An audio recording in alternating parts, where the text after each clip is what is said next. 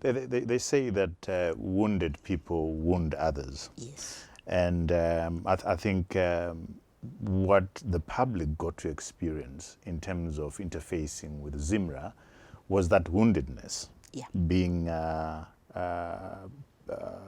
tax officials lashing out at the public, and instances of corruption and so forth. Was that your experience? Yes, actually, I was going to come to the issue of corruption. I realized the challenge that we face as ZIMRA to fight corruption. And it's one of the things that I decided I was going to take head on. But it was because in the country, it became the way of doing business. Subculture. Okay. Way culture. A subculture. So everybody was looking for a way of reducing their obligations. So and in an environment where the remuneration was not that high,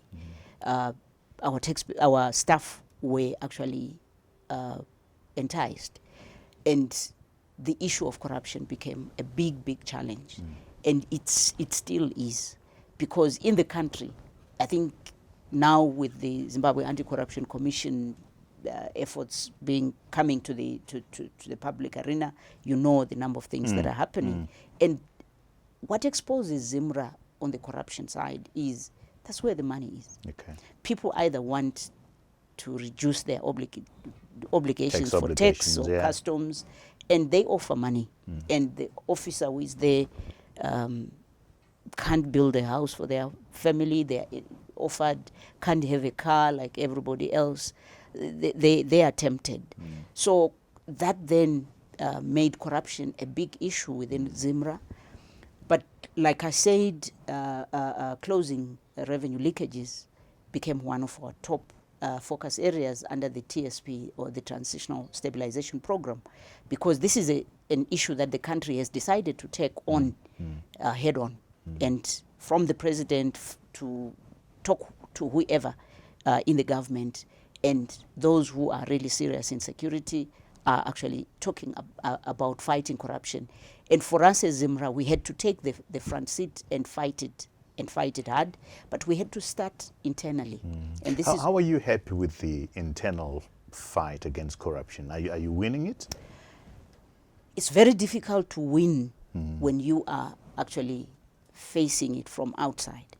Why I'm saying facing it from outside is, yes, we have had cases of our officers who have committed fraud, and they wanted to actually take advantage of our systems and processes, weak systems and processes. But it's a fight that we will have to hold hands with others outside ZIMRA.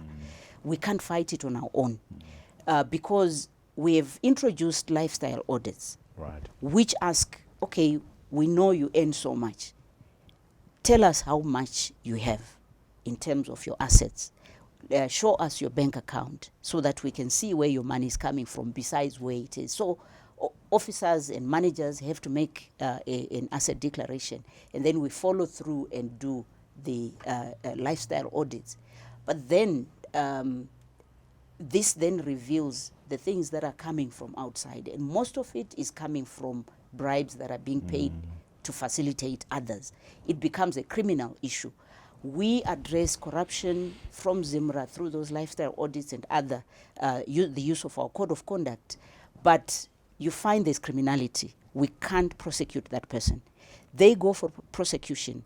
We are working with the police. We are working with the judges. We are working with the outside.